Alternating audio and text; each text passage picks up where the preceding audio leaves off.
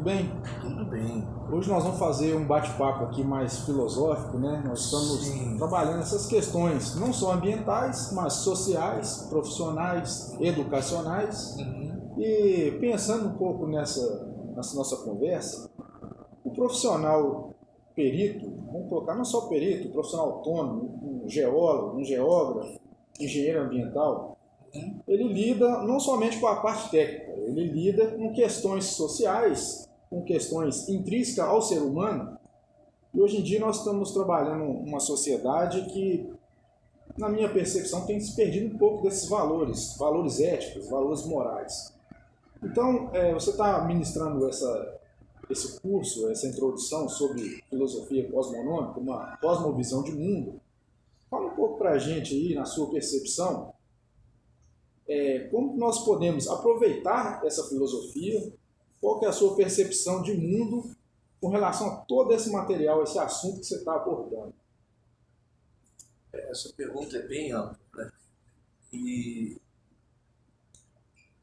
bom, primeira coisa, eu não sei dizer se a nossa sociedade está realmente abandonando conceitos de ética, não sei dizer, porque a gente precisa, no caso, contemplar as tendências que a gente vê e que sejam expostas para dizer se isso está ocorrendo ou não.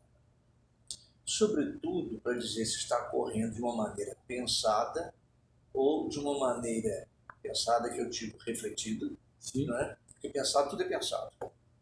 Mas assim, uma boa reflexão, né? Ou se aquilo ocorre por efeito de desconhecimento. Tanto desconhecimento do processo legal em si e também desconhecimento dos processos sociais e também da relação do homem com a natureza e também como que a natureza tem a sua economia natural. Então, pode parecer estranho a uma pessoa falar que existe economia natural. Lógico que existe economia natural. Se eu olhar a economia humana por relações de produção, a energia na produção, eu vou ter necessariamente uma percepção econômica que não precisa ser financeira. Isso nós chamamos de economia física, coisa que não é dada nos cursos de economia. Eu mesmo fui ter esse conhecimento através de um saudoso amigo, professor doutor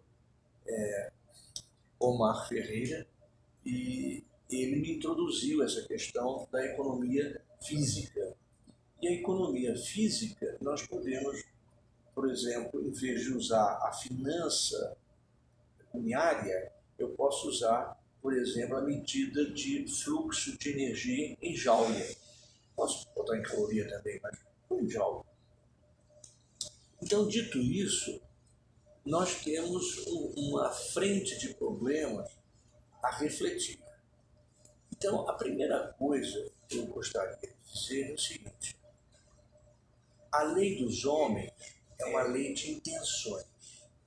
A lei da natureza, não são leis de intenções. Elas são, de um modo geral, ontológicas. Elas dizem respeito aos seres da natureza. Agora, os seres da natureza não são estáticos. Seres inorgânicos e seres orgânicos. Então, como eles não são estáticos, eles convivem com um processo de transformação praticamente contínua da natureza. Então, a natureza tem coisas que são muito estáveis em determinado intervalo de tempo e tem coisas que são muito móveis nesse mesmo intervalo de tempo. E, ao mesmo tempo, aos olhos humanos, às vezes imperceptível, mas está Às em movimento. vezes está em movimento. Umas placas Está em tectônicas, movimento. né? Está em movimento. Quer dizer, eu diria a seguinte coisa: a floresta amazônica, ela é parada? Não, ela é extremamente dinâmica. Mas ao olhar do homem, ela é como que parada. Porque o homem faz um intervalo de tempo tão pequeno, quando eu digo um homem, uma pessoa e mesmo a humanidade. É tão pequeno que para eles aquilo ali é uma coisa estática. Mas não é estático. Tudo está em movimento. Tudo está em movimento. Agora, o que são esses movimentos? Né? São movimentos das espécies de vida botânica, micro-organismos, organismos, vamos dizer que não são tão micro, mas são pequenos, e organismos de grande porte. Então, as próprias plantas, elas têm uma competição entre elas. Então, se eu entendo que tem uma competição entre elas, isso vai dizer o seguinte, que na natureza existe competição entre as plantas. Aí as pessoas perguntarão, mas como que existe competição entre as plantas? Há plantas que convivem umas com as outras, há plantas que danificam as outras. Então, por exemplo, a distribuição de determinado tipo de árvore em um espaço pode ser muito longe, de uma para outra, por exemplo, 200, 300 metros, porque há uma questão de convívio com outras árvores. Então, esse balanço, a gente vai ver isso na natureza, quando se mapeia as árvores por árvores, espécie para espécie, né? E como que elas estão distribuídas no espaço. Ora, em certos biomas ou em certos ecossistemas, elas estão distribuídas de um jeito. Em outros, estarão distribuídas de outro jeito, muito denso, outro menos denso. Então, se a gente perceber, a floresta atlântica é muito densa. O bioma cerrado, ele tem áreas muito densas e tem áreas mais espaçadas. Nada disso é por acaso. Então, o que eu posso pensar do ser humano diante disso? Sobretudo, se eu penso nos seguintes seres humanos. Um especialista que vai fazer um estudo pode ser botânico, né? Pode ser também de perícia, como pode ser de um empreendedor que queira tirar da natureza o seu fundamento de matéria-prima. Bom, não é igual. Não é igual. São propostas diferentes. Né? São propostas diferentes. Se são propostas diferentes, a maneira de ler a relação do homem com a natureza é um pouco diferente.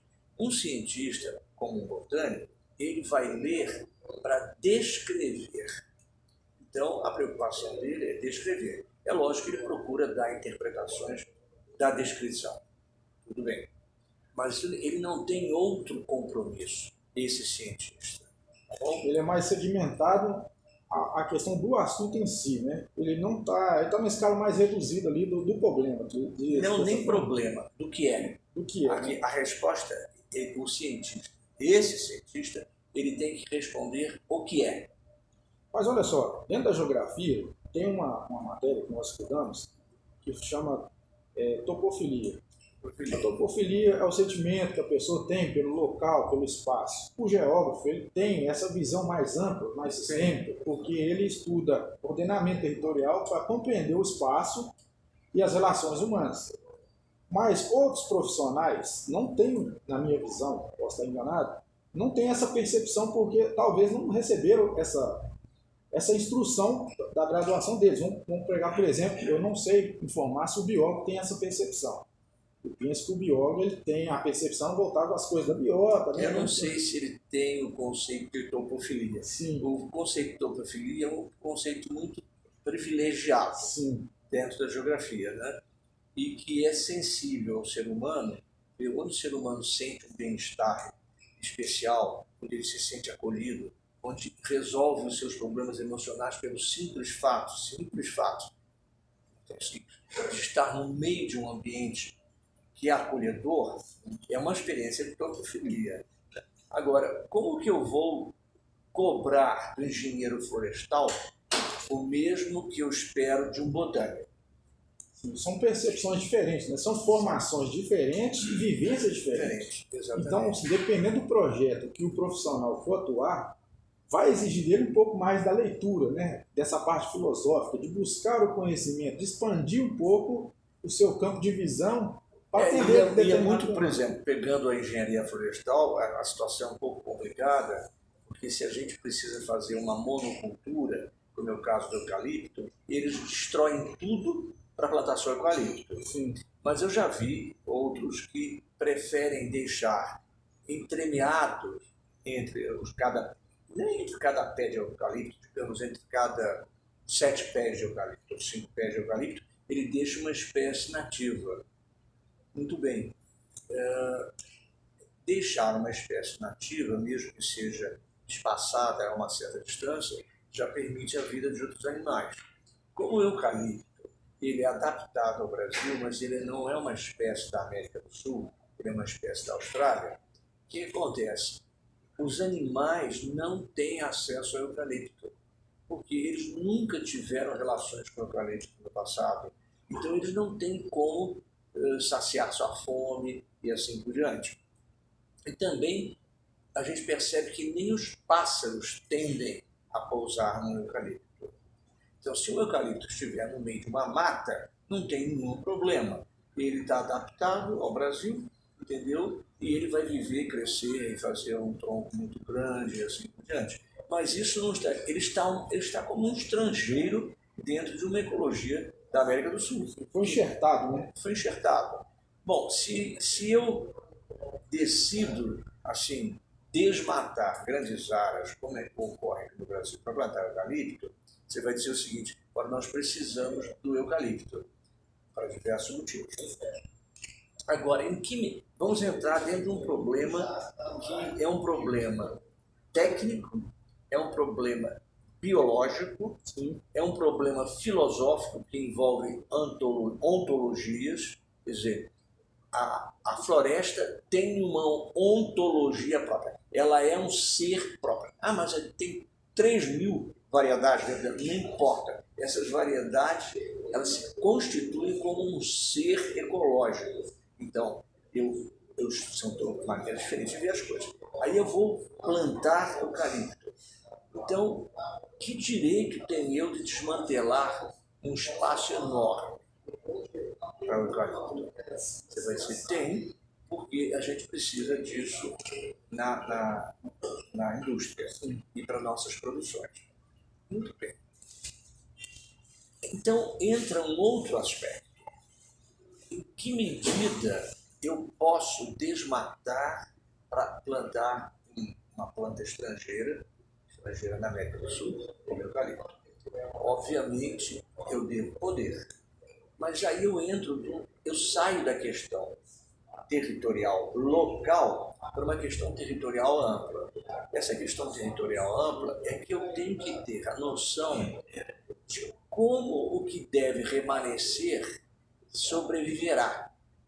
Então, a noção de deixar o maciço remanescente lá, que tem sido muito usada na legislação, que é da intenção do homem, onde tem o remanescente dele deve ficar lá.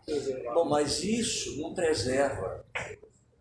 Isso não preserva, por quê? Preserva durante algum tempo. Só que, acredito eu, dentro da lei, eles não perceberam que os animais precisam fazer trocas genéticas.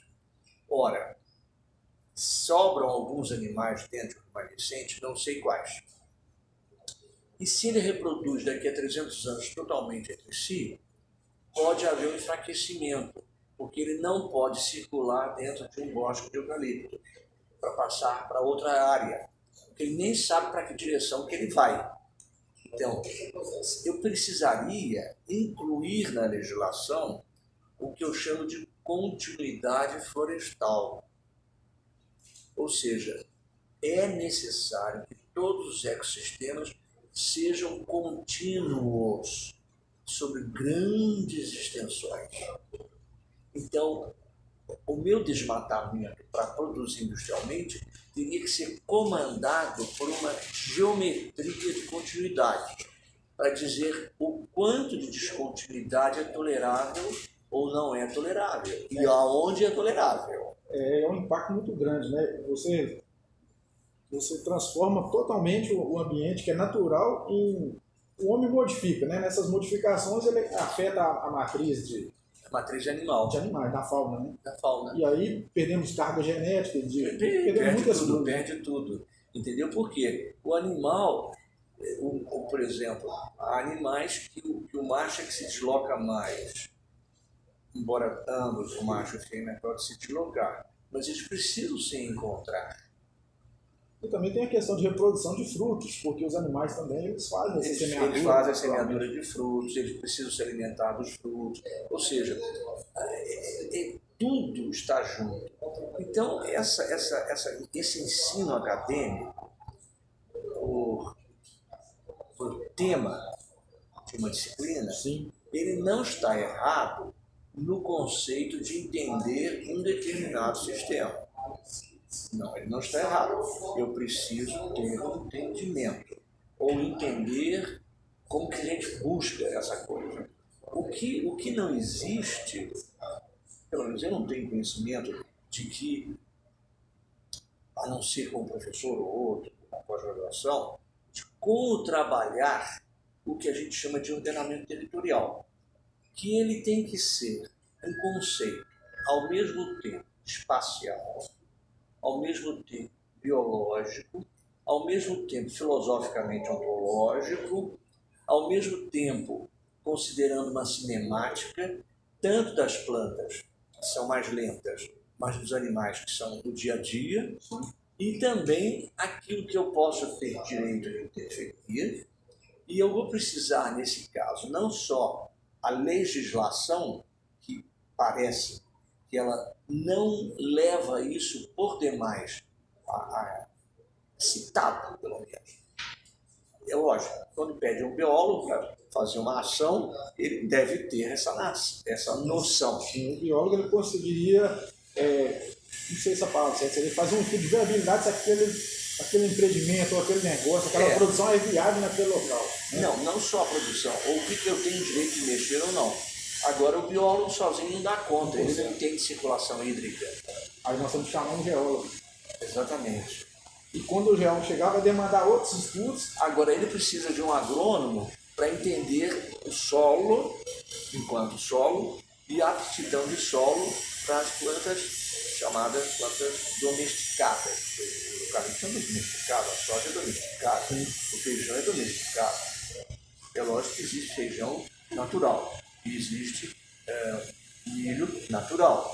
Né? Por exemplo, o pessoal na Embrapa, eles produzem vamos dizer assim, reservatórios de plantas naturais. Então, tem um milho que é muito produtivo economicamente, que é o que eles plantam. Mas eles pegam tudo que é milho que existe na natureza, todas as variedades, e guardam numa espécie de museu, que não é um museu. É um banco digital. Não, é um banco que é digital, porque ele tem que estar digitalizado, mas ele também é um banco genético. Então, preservar aquelas variedades. Até porque que a variedade que é econômica, um dia ela pode sofrer um ataque muito forte e perder seu valor. Então eu preciso reformular a genética para voltar a escolher uma nova genética que possa ser plantada em quantidade necessária para alimentar a unidade. Entendeu? Então, vamos dizer, a gente está fazendo um pensamento que eu considero que é o pensamento de sistemas, que nós já tratamos disso, entendeu? Mas, assim, não há possibilidade de não pensar eticamente. Quer dizer, eu tenho que ultrapassar a norma da lei, não é, abandonando-a. Há uma nova percepção que uma noção ética é que vai me dar. Porque eu introduzo parâmetros que na lei é impossível, senão as leis ficariam assim, incomensuráveis. Sim. Eu que tenho que comensurar isso no meu mundo real. Cada demanda que o profissional vai pegar, ele vai avaliar esses casos, né? Caso a caso. Caso a caso. Caso a caso vai demandar tal situação, tal profissional. Exatamente. Por exemplo, eu ouvia uma crítica ao eucalipto como ele roubando muita água. Sim. Depois o meu falecido amigo, engenheiro florestal, disse assim, não. Ele não consome mais do que as plantas nativas do Brasil. Bom, ele pode não consumir mais, mas se eu planto eucaliptal gigantesco, não é o problema dele consumir, é o problema de ser uma única espécie. Sim. Então, dentro dessa maneira, ele é danoso. Então, como que nós vamos conciliar isso? Esse que é o grande problema do planejamento territorial, como do processo da perícia. Sim. Porque eu posso dizer o seguinte, mas a pessoa tem autorização, ele é proprietário da terra. Aqui no Brasil, a terra na superfície é propriedade privada, a subsuperfície é da União. Então nós temos um problema complicado, porque por ser na superfície da propriedade privada, a pessoa diz que não podemos fazer nada, ele tem direito. É uma concepção errônea dentro do Brasil. Ele tem direito, e isso eu tratei muito bem dentro da minha disciplina de gestão de bacia, que a gente chega a um acordo social e econômico entre os órgãos públicos e os comitês de bacia, em que a gente vai fazer o desenho de uso optimal do território, que eu chamo de mapa do futuro. Enquanto as pessoas estão mapeando ou o presente ou pegam o passado, eu estou querendo mapear o futuro. Você já está pensando nas próximas gerações, né? Exatamente. E o futuro é que vai virar lei. Sim. Que agora nós estamos construindo as bases para o futuro. Sim, mas o que existe no Brasil não é isso. Ainda não existe. Não existe o mapa do ninguém futuro. que colocou isso em ação ainda, né? Não, nós colocamos inicialmente. Você provocou, né? Provoquei, mestrandos entraram no assunto, doutorando entraram no assunto, entendeu? Mas ainda não foi o mapa do futuro. Porque mesmo os mapas de aptidão de solos que os agrônomos fazem, eles, de um modo geral, apresentam uma resposta chapada em cima do território para dizer qual é a aptidão. Mas eles não dizem, mesmo havendo essa aptidão, eu não recomendo que seja plantado aqui. Vai ter que continuar em condições naturais. Isso não é. Então, se não faz isso, não é mapa do futuro. Muito pelo contrário, é um mapa que licencia fazer, quem quiser fazer o quê? Dentro do seu território, dentro da sua propriedade, assim por diante. E publica isso numa escala, quando muito, uma escala de 1 para 250 mil. A gente não pode tomar decisões definitivas em 1 para 250 mil, porque não há visibilidade. Num espaço de 1 para 250 mil, tem segredos que só aparecem em 1 para 100 mil. E tem segredos no mapa de 1 para 100 mil que só vai aparecer em 1 para 20 mil. Tem que cavar, né? Tem que explorar mais nessas questões. O problema é que isso é caro, entendeu? E não tem quem faça. E muito menos os políticos, porque eles não têm nem noção de escala. Ah, mas um político pode ter. Um político pode ter, mas dificilmente tem. Talvez Entregue um mapa em 3 escalas da mesma região para um político olhar e dizer o que ele interpreta. Niente. Ele não tem essa capacidade. Não tem essa capacidade. A gente pode pegar um gancho disso aí na mineração. A pessoa quer explorar, ele tem uma propriedade privada e, vamos dizer que uma empresa descobriu que lá no subsolo, que é da União, tem um mineral lá que ele quer extrair. Aí vai ao antigo departamento da produção mineral. Aí ele tem direito. Ele tem direito de Existe explorar. uma regra. Mas tem uma pesquisa, né? Tem toda uma pesquisa. Não, tem uma pesquisa, mas a pesquisa não é territorial. A pesquisa é local no processo do que pode-se esperar que exista, de fato, uma condição financeira possível de explorar o mineral naquela região. Sim. Então, de um modo geral, eles reduzem o pensamento local. Aquilo ali é local. É uma escala local. É uma escala local. Mesmo que seja uma coisa gigantesca, como é o caso aqui do ferro, entendeu? É gigantesco, mas é local. Agora, também as consequências que vão decorrer dessa exploração não são muito tratadas, não. Quando muito, vai sobrar água. Aí fica um buraco de 400 metros de profundidade que tem que ser preenchido de água, se der para preencher. Se não der para preencher, vai ficar sempre um buraco. Ou seja, vai para outras nações para eles fazerem o seu desenvolvimento que eles quiserem fazer. E também fazer a guerra. Então, quando a gente sabe que o ferro que vai sair daqui é para fazer guerra, seria para sair tanto ferro? Eu acredito que por ética não.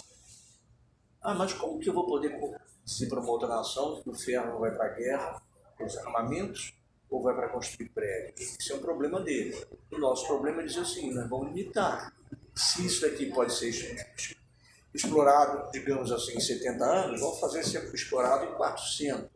E olhe lá. Nós não sabemos o que vem por aí. Não sabemos. É igual a questão do nióbio, né? Que é um mineral muito usado na indústria bélica. E ele sai do Brasil para poder enriquecer os europeus. Foi uma falta de... Tudo está ligado à educação mesmo. Porque a falta de conhecimento... Não está ligado à educação. Não. Eu posso ser educado para ser um explorador. Eu penso assim, às vezes temos o corpo de cientistas ali, às vezes capacitado, mas tem toda uma questão envolvida, né? Tem todo um projeto político. Não são cientistas. Os cientistas, eles existem porque tem que existir, mas eles não comandam coisa alguma. Pode até falar, pode até protestar, pode até recomendar, mas mandar? Não, mandar não. Existe toda uma política. O poder está acima dos cientistas. Acima. E bem acima. Mas pensando em Brasil, Paulo, por que o Brasil, com todas essas riquezas, minerais, vegetais, água, todas essas riquezas que país nenhum do mundo tem igual o Brasil? Um ou outro que pode aproximar pequeno, mas igual o Brasil, eu, desde criança... Os Estados Unidos tem. Os Estados Unidos ele explora tudo lá de fora e guarda as reservas dele. Mas o Brasil, ele tem riquezas na Amazônia, no subsolo, em outros locais, e a gente não vê uma política voltada, por exemplo, eu estou puxando uma conversa mais com questão assim, de organização, de planejamento. Por que o nosso povo, o povo brasileiro, não usufrui das riquezas do Brasil? Aí nós saímos completamente desse assunto ambiental. Nós temos que entender como se constituiu a nação Brasil pela composição de etnias diferentes, em graus de evolução cultural totalmente distintos. Aí eu tenho que ir para a antropologia para entender como é que é possível a relação entre povos de diferentes culturas. Aí é outra coisa. Sim, mas pensando em, por exemplo, tudo está relacionado com quem governa, com quem lidera, com quem toma as decisões do país. Que, agora falando como cidadão brasileiro... Veja só, concordo contigo. Mas como que nós vamos, historicamente, pensar o peso do impacto da presença europeia diante dos indígenas, por um lado, e posteriormente com a vinda dos africanos? Se os indígenas estão num estado cultural diferenciado dos africanos. Sim. E que eles existiram historicamente para atender a uma potência que não tinha tantas pessoas para poder enfrentar um território do tamanho do Brasil. A mesma coisa nos Estados Unidos, a mesma coisa no México, a mesma coisa no Canadá, a mesma coisa na Colômbia ou na Venezuela. O problema é o mesmo. Nós temos, sim, um grande conflito entre diferentes níveis antropológicos de civilização. Por exemplo, poucas pessoas sabem que a escravidão africana ela sempre foi comandada pelos islamitas. Sim, pelos árabes. E os portugueses, os ingleses, os franceses são culpabilizados de tudo na África. Não é a origem, não são eles, não. Não, a origem está no ambiente islamita. Só que os islamitas têm uma conduta diferente da civilização europeia, é porque eles tendem a obrigar ao natural de outra área da África a ter que aceitar o islamismo. Se ele aceita o islamismo, ele tem um tratamento diferenciado. No caso do cristianismo, não se pode obrigar, porque o cristianismo exige um conceito diferenciado de conversão, que não é por obrigação. A pessoa é livre. Se ela recebeu ou não recebeu, se ela entendeu ou não entendeu, ela toma uma decisão dela. No caso do islamismo, não. É uma imposição, né? É uma imposição. Mas também que a pessoa que recebe a imposição e aceita tem um tratamento diferenciado. É como se eu entrasse naquele clã, naquele grupo. Né? Você sentou no meu grupo, você tem um tratamento diferenciado. Isso ocorre muito nas ex-colônias portuguesas, em que os islamitas invadem essas colônias, cujas religiões são religiões africanas e alguma coisa de cristianismo, e diz: se eu te dou dinheiro para você fazer a tua loja, você tem que ser islamita. Aí então ele entra dentro da Sharia, que é a lei islamita, que é impositiva. Essa questão, tudo está ligado a um pouco de colônia, né? A pessoa... Sempre história da... Escuta, não há história da vida humana que não implique em colônia. Se você pegar os sumerianos e voltar tão longe no passado, eles não tinham um governo generalizado. Eles não tinham. Era um governo por cidades-estado.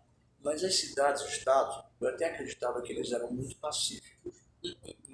Eu andei estudando isso recentemente e vi que eles se degladiavam profundamente. E também invadiam o território do outro, que tinha mais água, e tomava para poder ter mais alimento.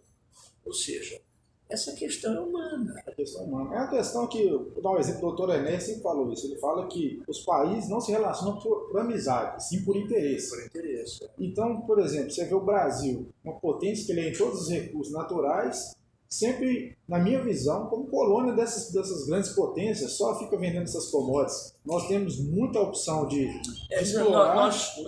É colônia. E não é. Por exemplo, uma empresa vem do estrangeiro, se instala no Brasil, ela não está fazendo um processo colonial. Primeiro, porque ela está sujeita às regras da casa. Sim. Segundo, porque ela está sujeita de ter clientes. Terceiro, eles precisam convencer o cliente para ser cliente. Sim. Então, o jogo aqui dentro não é diferenciado no outro país de origem, entendeu? Porque o termo colonização, quando alguém fala colonização, a gente precisa ouvir dessa pessoa o que ela entende por colonização. É a percepção dela. Né? É a percepção dela. Porque senão fica muito generalizado. Não fica generalizado. Fica incompreensível. Incompreensível. Porque sempre uma pessoa vai eleger 1 ou 2 ou 3 parâmetros para dizer que isso é colonização. Não sei. Pode ser que tem outras pessoas com outra maneira de ver, que vê de uma maneira diferente. Entendeu? Não é que não tenha valor a maneira de ver de uma pessoa com um tipo de pensamento. Mas ela não pode dizer que o pensamento dela é universal, é a verdade absoluta. Não existe essa verdade absoluta. Nós nos aproximamos sempre da verdade. Ou seja, se buscarmos a verdade, nós nos aproximamos sempre da verdade. Mas nós nunca chegamos a uma verdade absoluta. Talvez tomaremos as melhores decisões se buscarmos essa verdade. Sim. Né? Isso é igual aquele assunto... Eu não estou falando da mentira, tá bom? Isso é igual aquele assunto do Estado mínimo, o Estado neoliberal. O Estado organiza, controla tudo. Tem essa questão do mercado. Então, assim, moderação, essa questão de moderação. Veja só, o Brasil, vamos dizer, certos grupos de esquerda dizem que o Brasil é muito liberal. Qualquer liberal vai dizer assim, não tem nada de liberal, é um Estado mais socialista, porque comanda tudo. E o liberal não comanda tudo. Ele confia mais no balanço das oportunidades entre as pessoas, dos riscos, né, e das possibilidades de desenvolvimento. Então, o liberal ele vai confiar mais dentro da criatividade, entendeu? Do risco que vai ser corrido e assim por diante. Um Estado mais socialista, ele vai tender a... Ele é mais socialista, que eu quero dizer, não é de esquerda, mais socialista.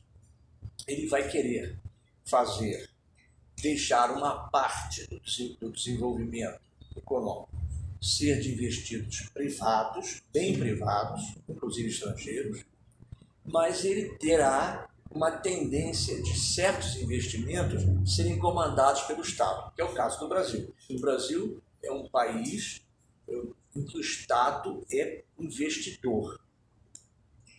Aí nós teríamos que perguntar, está errado ou está certo? Não está errado nem está certo, isso é uma escolha. Né? É legítimo ou não é legítimo? É legítima. Sim, é legítima. Ela é a melhor das escolhas. Não sabemos, depende do tempo histórico que ela ocorrer. Não é? Então, tem coisas no Brasil que são de origem do fascismo italiano e que hoje as pessoas defendem para defender a nação. E, no entanto, é um processo que foi copiado do fascismo e que muitas pessoas vão dizer, não, está certo, o Brasil não é um país para ser colonizado pelos estrangeiros e assim por diante. É muito louco tudo isso. Ou seja, como nós estamos numa sociedade que exerce um pouco de força de um lado para o outro, não é uma sociedade, vamos dizer assim, democrática por excelência, não é. Porque por ter eleição não se faz democracia. E por ser presidencialismo, o presidencialismo é melhor do que eu ter um primeiro-ministro. Quer dizer, os dois sistemas, eles são diferentes, mas um é mais virtuoso que o outro. Até porque o presidencialismo é dos Estados Unidos, e aqui se copiou os Estados Unidos, e copiou mal feito, porque aqui não consegue. Nós não temos a cultura religiosa dos Estados Unidos. Existem outros fatores. Tem outros fatores. O Brasil se deu muito bem dentro de uma monarquia, mesmo tendo erros. Onde tem ser humano tem erro também. Entendeu? Ou seja, essa cultura literalmente imbecil que a gente vê atual no Brasil, de que existe um sistema para fazer o Brasil, é loucura. Porque todo um sistema é totalitário. Então, como não existe uma direita no Brasil, entendida como tal e reconhecida no mundo como tal, com um processo, digamos, liberal, não é neoliberal. O neoliberal é uma coisa outra. Liberal. Não existe. Alguém que tenta ser liberal leva uma cacetada logo de uma vez, como está havendo agora. Por quê? Da maneira que se entenda a participação do Estado ou não, nós estamos num processo altamente estatificante. Então, estamos vendo uma discussão entre pessoas que querem ser liberais ou que querem que o sistema seja mais liberal, mais liberal, e outros que consideram isso um absurdo.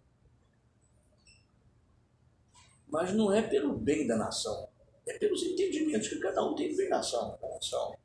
Isso também está voltado à questão da educação de cada ser humano. Não só da educação. Porque aí eu vou ter que discutir o que é educação do ponto de vista de qualidade. Eu não posso dizer que uma pessoa da extrema-direita seja deseducada e da extrema-esquerda seja bem educada. Não, mas também ela não é deseducada, ela fez opções. E as opções têm custo. Toda escolha tem suas consequências. Pensando em nação brasileira, riqueza do país, progresso. Por exemplo, vamos lá. Todo mundo considera uma vantagem, essa tua pergunta eu vou responder com um pensamento dominante. exportar soja, Sim. uma planta estrangeira, que obriga a desvastar, por exemplo, o Cerrado, que é uma região, vamos dizer assim, é um substrato, ele é mais um substrato de plantio do que propriamente explorar o Cerrado botanicamente. Ora, por que nós não exploramos o Cerrado e as plantas que dão proteínas, assim, uma quantidade muito maior do que a soja, mas muito maior. Eu preciso de toneladas de soja para obter a mesma quantidade de proteína, às vezes com os 10 pés de uma determinada planta, do cerrado. Assim. Mas por que não se usa isso? As pessoas no Brasil nem sabem que isso existe. Precisam divulgar isso, né? Não vai mudar a cabeça. Precisamos fazer um trabalho em cima disso. Tem que fazer um trabalho, tem que saber industrializar, tem que saber produzir e produzir um produto vendável. Então, com a sua fala, Paulo, a gente percebe que existe campo de trabalho, existe possibilidade de existência disso aí. Imensas. E Tanto é, vamos dizer, mexer na floresta atlântica, para mim é proibido, né? Por um motivo muito simples. A devastação já foi muito grande. O Cerrado ainda tem uns 50% deles protegido. Não com uma lógica territorial ideal, mas tem. Ora, replantar o Cerrado é possibilitar o fornecimento de matéria-prima para a indústria de plantas do Cerrado, que são mais ricas, pelo menos na minha percepção, elas são mais ricas em diversidade do que no bioma da Floresta Atlântica, por um lado. Por outro lado, do que da própria Amazônia, embora a Amazônia tenha uma riqueza imensa. são características diferentes, mas que, em termos de explorar economicamente, você vê o Cerrado como uma potência maior. Seria... Ele é uma potência maior e ele é mais acessível do que a Floresta Atlântica. Sim. Se bem que a Floresta Atlântica já recebeu muito impacto também, mas ela tem muita coisa preservada. O Cerrado ela tem muitas coisas que ainda são conservadas, mas não são tão preservadas. Então, para mim, eu industrializaria o Cerrado. Isso teria que apresentar para nosso curso que tipos de indústrias. É inacreditável. Cita só alguns exemplos aí. Áreas de atuação que pode ser exploradas. Alimentação, diretamente na alimentação. Eu admito plantar mais determinadas plantas que dão proteína, a extração da proteína é uma obra industrial. Sim. Então, eu ter uma proteína que eu venda num pacote de 1 quilo, em proteína.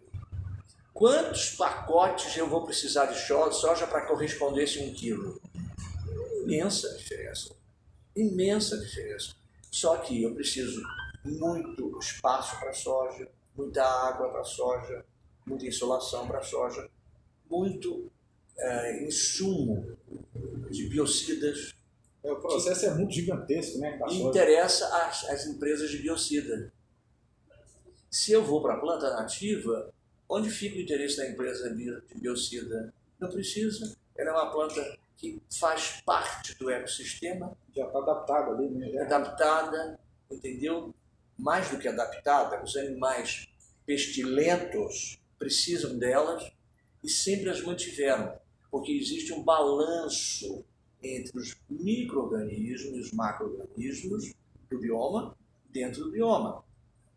Uma pessoa que fez isso notavelmente, é um exemplo para a nação, é Ernest Goethe. Ele fez isso na Bahia. Ele demonstrou, por todos os exemplos possíveis, como se pode plantar uma floresta, conhecendo a dinâmica da floresta, acelerar o processo dos plantios, sabendo eliminar os pés, quando precisam ser eliminados para gerar insolação para outra espécie, e fazer, vamos dizer assim, entre aspas, eu digo, dar uma ajudinha à natureza, e não esperar que seja a competição própria de dentro da natureza, mas sabendo combinar as espécies, porque já foram observadas essas combinações in natura. Então, isso é a lógica e é a ética por excelência. Agora, eu preciso chamar o meu cliente para dizer o seguinte: eu sei que você quer soja, mas nós temos outras proteínas mais importantes. Temos outras opções, né? Outras opções. Então, eu vou até te doar um pouco das outras sojas para vocês experimentarem. É fazer o quê? Marketing. Tem umas amostras para ele experimentar o produto. Umas amostras, por exemplo, de 500 quilos, vai seguir esse pacote de graça para ti. Você precisa entender, para eles entenderem. Se eles entenderem, eu acredito que poderá haver um acordo entre a soja e a outra vegetação, entendeu? Então, essa forma de raciocinar é uma forma ética, porque eu respeito as necessidades humanas, não desqualifica, não vou desqualificar, e eu criei outras oportunidades que poderão ser negociadas, porque a gente não pode impor também, entendeu? Hoje o Brasil, os Estados Unidos também, não podemos esquecer os Estados Unidos. Os Estados Unidos e o Brasil são muito parecidos. Eles são dois países que podem alimentar o mundo, totalmente. A Europa tem muita terra agrícola boa, mas está havendo um problema lá entre as potências. Então eles vão ter problemas muito difíceis. Aqui já se diz que o Brasil vai alimentar a Europa. Vai em certo tempo, porque nós teríamos que fazer um reordenamento territorial para não danificar, sobretudo, o tipo de solo, que é perda de solo, e a circulação hídrica, que eu considero os dois aspectos críticos do Brasil. Críticos. Porque proibição de ocupar terra já existe o suficiente. Nós ocupamos 33% das terras do Brasil. Isso são dados da Embrapa Territorial. Estão invadindo ainda a terra, mas temos que prender quem invade. Quem invade sem autorização, não faz alguma coisa controlada, é cadeia. Tem que ser cadeia direta. Punição direta. Tem que acabar com essa mania de que o dono da terra, ou chega um cara qualquer, toma uma terra que não é nem dele. Pode ser dedicada a indígenas. Então, e essas pessoas não têm nenhum escrúpulo, matam os indígenas com a doença do branco. Ou do branco ou do negro. Porque são duas variedades humanas que não são daqui. Então, eles têm que se haver com a doença deles e que nós teríamos, com os nossos conhecimentos técnicos, científicos, ajudá-los a não sofrer dessas doenças que são próprias deles, do ecossistema deles, e não levar as nossas. Mas é tudo feito ao contrário. E o governo brasileiro é culpabilizado.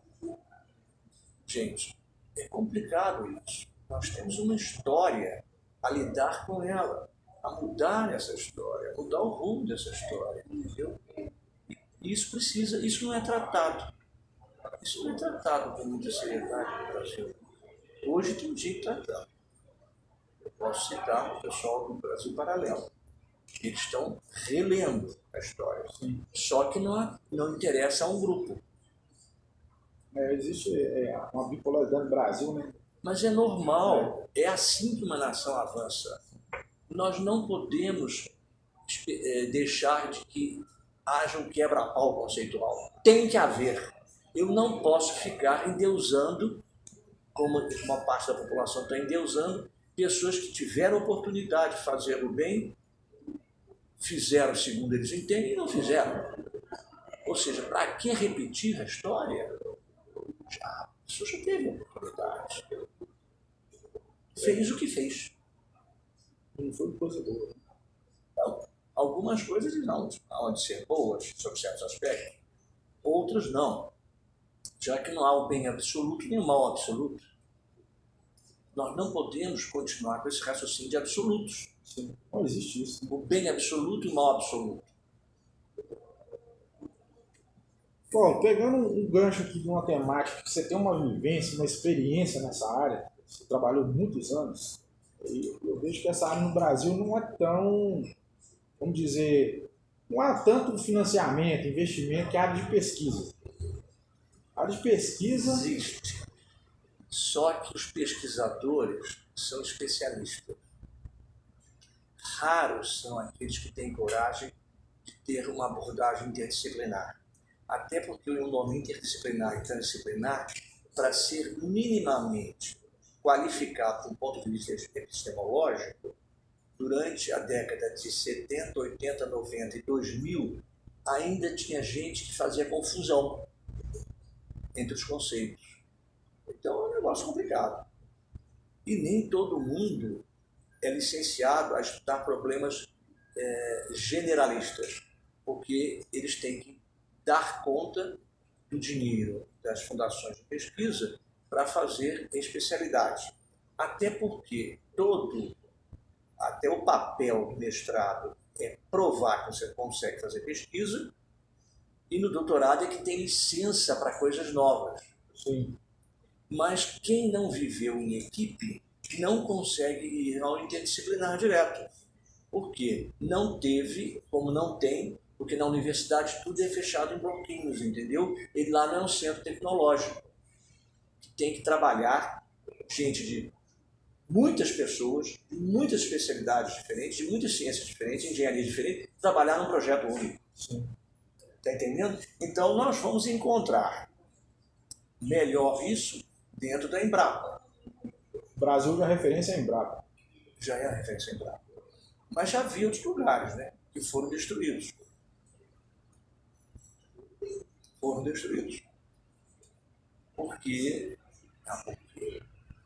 Porque a elite política, que não é elite, né, mas que ganhou espaço, entende que tem que ir para um grupo ou para o outro grupo. E não tem essa liberdade de dizer, vamos financiar esses trabalhos que são mais interdisciplinares. Porque também quando a gente publicou, eles não se interessaram, não. Saber o que eles estavam publicando. Quando eu digo se interessar politicamente. Sim.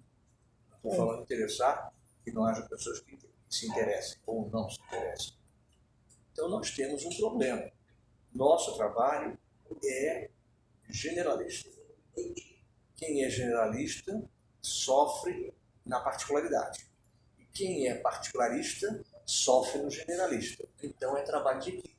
É impossível fazer. Agora, o generalista ele consegue perceber muitos problemas e como eles vão ter que ser confrontados. O generalista que vai ter a técnica de confrontação.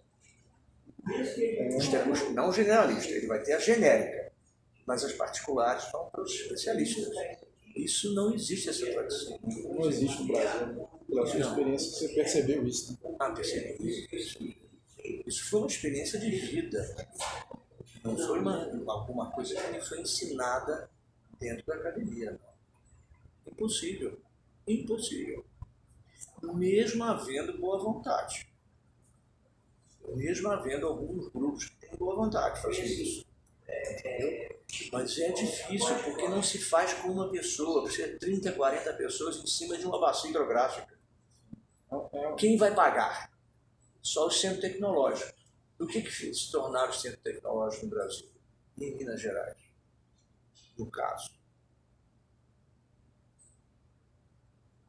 Deixar de existir. E a pergunta é, por quê? Ah, não, porque é outra história. Aí já é outra história. Então, assim, Você veja uma coisa. Por que em São Paulo o Brasil é um país, entre 3 países produtores de aeronaves? Porque em São Paulo houve 2 coisas que foram dignas e mantidas. O ITA, o Instituto de Pesquisas Espaciais, e a empresa que foi fundada por um militar que tinha uma visão para essa tecnologia. Então nós temos 3 instituições para manter uma empresa. E existe um tripé aí que sustenta esse sistema. Agora, seria os fundamentos de cada área para fazer uma coisa maior. Né? E a Embrapa foi diferente. A Embrapa, quer dizer, não foi diferente. Eles fizeram da Embrapa diferentes Embrapas. Você trata desse problema, você trata do outro, você trata do outro, você trata do outro, do outro. E depois comunica entre si. Então, novamente, quantos funcionários existem na Embrapa? Numerosíssimos. Numerosíssimos. Por quê? Uma é Embrapa territorial, outra trabalha milho e sorgo, outra trabalha só o cerrado. Quer dizer, ninguém pode trabalhar milho e sorgo, cerrado, território. Depois ele pega cada setor desse e conecta um com o outro e faz. Mas aí já é política. Quando faz a conexão, tem que ir para um nível superior, que é um nível que tem uma visão macro. E no Brasil você sabe muito bem que os ministros não têm visão macro, porque eles são só políticos, eles não são pessoas que têm informação necessária e suficiente para dar passos grandes. Se bem que a parte agrícola tem sido privilegiada. Porque é um setor que está gerando muito volume financeiro, então eles estão investindo um pouco mais. Né? Sim, é lógico. Eles perceberam que vamos dizer, o agronegócio do Brasil é bom, mas poderia ser muito melhor. Então precisa de investimento, de pesquisa, de capacitação profissional. E eu vou te dizer uma coisa, tem pesquisa, mas não tem quem tenha a política de fazer a coisa correr. Nós temos muito conhecimento nas prateleiras. Só não tem investimento, né? Tem. Que vai bancar não. Isso que eu estou nesse sentido. Não tem assim, ó. Não. Paulo, eu vou financiar o projeto. Eu não consigo ser ouvido, já fiz diversas tentativas de ser ouvido. Tem sempre uma barreira. E eu vou bater em cima de um secretário que não entende. Quando entende, sim, entendo. Mas não tem a possibilidade por causa disso, por causa daquilo, daquilo outro. Então, não tem jeito. Eles levantam tanta objeção que inviabilizam o projeto. Não me deixam chegar ao, vamos dizer assim, ao chefão. Está entendendo? Para falar hoje, seja com o ministro do Estado, ou com um secretário, ou com o governador, é uma barreira imensa. Só não é se for um grupinho político. Aí ele recebe, porque senão fica mal para receber. Mas não recebe o doutor. Nem os doutores. Bom, pessoal, nós estamos encerrando aqui esse bate-papo ambiental e vamos tratar de outras temáticas aqui no nosso curso com o Dr. Paulo Martins, que tem uma larga experiência nessa área. Nós ficamos por aqui, ok?